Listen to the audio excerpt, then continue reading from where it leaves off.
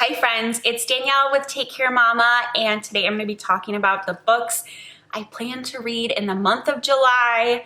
We're already at the second half of the year, and coincidentally, I just made my 2021 reading goal. I set it to 50. I think the most I've ever read in a year was 25, so moving to 50 was like a huge deal for me, and I just hit it. So I'm on track to read 100 books this year, which I honestly can't fathom. I don't know if I'm gonna go for the 100 or maybe change my goal to 75. In any case, I have, I think, 7 books that I hope to read in July. The first one is a definite because I'm actually almost done. I was hoping to wrap this up in June, but it's gonna be close. This is Stephen King's Lisey's story. I heard of it because it is a show right now on Apple TV with Julianne Moore. I watched some of the first episode and it was so good that I turned it off because I decided I wanted to read the book first. So this is a book about Lisey, who is a widow, and her late husband was a horror author, kind of like Stephen King. And how should I describe this? We are following her life as a widow, and some memories keep popping up of her late husband, and her sister is having some mental issues, and it's very creepy, very horror, very weird. It took me, I will say, I know this is like a TBR book and I'm not going to tell you like my deep thoughts on this book and my rating because I haven't finished it yet. I will say it took me a good 150 pages to get into this book. I was confused. It's written in a very unique way, and the payoff paid off. I'm loving it. I'm almost finished. I'm pretty sure it's going to be a 4-star. It's one of my favorite Stephen Kings that I've read so far. Shawshank Redemption might edge it out, but we'll see. I'm not done yet. And I love it. And I'm so excited to watch the show with my husband. I think it's going to be a very good show. The production was amazing. It was beautifully filmed, and they have a great cast of actors. So yay, Lisey's story. That's technically my Stephen King for June. I've been trying to read one Stephen King a month, but I'm going to finish it in July. My July Stephen King is a big one. It's 11/22 is 63. I think this is kind of my most anticipated King read of the year, so I'm really excited to finally get to this. This is, I guess, science fiction / historical fiction. Someone time travels back to 1963 in order to stop the assassination of JFK. That's what I understand. People love this book. I've had so many friends recommend this specifically of Stephen King, and I'm really excited. I love big books. I actually just got this bookmark from our cabin. We have a Paul Bunyan statue kind of near our cabin, and that's what it looks like. And it says, "I like big books." And that is true for me. So excited to get into this. We'll talk about Little Wolves by Thomas Maltman. I found this randomly at Barnes & Noble on the local authors table. This takes place in Minnesota. This author is Minnesotan. And I just was drawn to this. It is a mystery thriller, 1980s northern Minnesota with some Gothic vibes. I love Gothic novels, especially more current ones, and I don't know.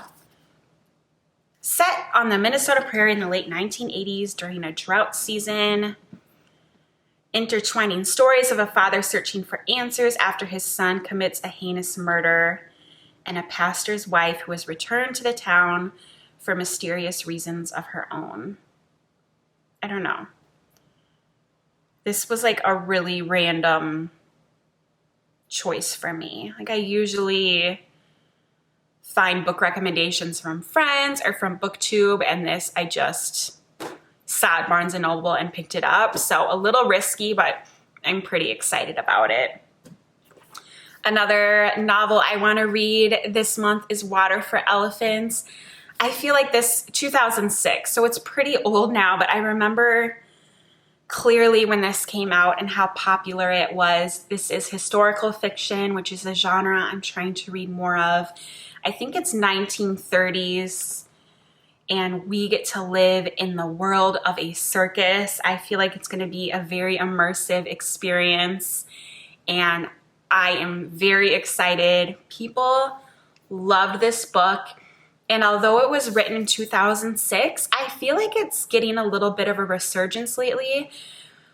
Randomly, like 4 separate people recommended this book to me in the last few months, so I'm very excited about that. I think as I start my reading in July that this will be my first book I pick up. So I'm coming for you. Water for Elephants in a couple days. Let's see what else. Lisey story, Water for Elephants. Those are the 4 like physical copies I want to read. And then I have some audiobooks I hope to get to. The first is nonfictions. It's called What Happened to You by Oprah Winfrey. And then Bruce D. Perry is the co-author. And this is a book that talks about trauma, I think childhood trauma specifically, although maybe not, trauma, and how it affects adults, like how it carries through, and maybe even generational trauma is something that this book will get into. I'm just really interested in this topic right now, and how things from childhood, even in my life, and I had a pretty good childhood, but I'm just at the point of growth. I feel like I'm kind of having a midlife crisis right now, to be honest. And I'm just kind of, I don't know, I'm interested in this topic.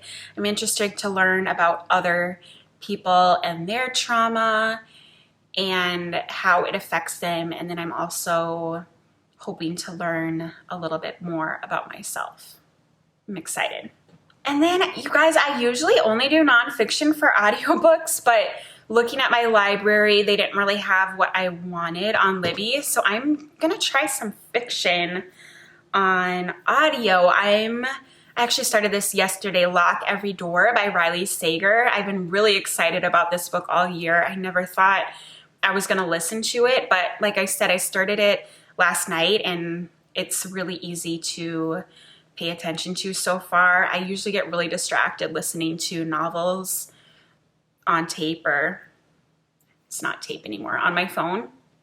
But this is a mystery thriller, and it's about a young woman who is having like a lot of financial issues, and she gets this weird opportunity that kind of falls in her lap where she is going to be an apartment sitter in this crazy fancy Manhattan building, and it's very fancy, very nice, and not only will she get to live there, but they're also paying her, I think, $4,000 a month just to live there. So it's like an opportunity of a lifetime because her credit cards are maxed out. I think she has some things in her personal life that are just a mess, and so this is like a gift from the heavens fallen into her lap. But of course, things are not as they seem, and I think some creepy things are going on in that building, and I'm excited to be along for the ride.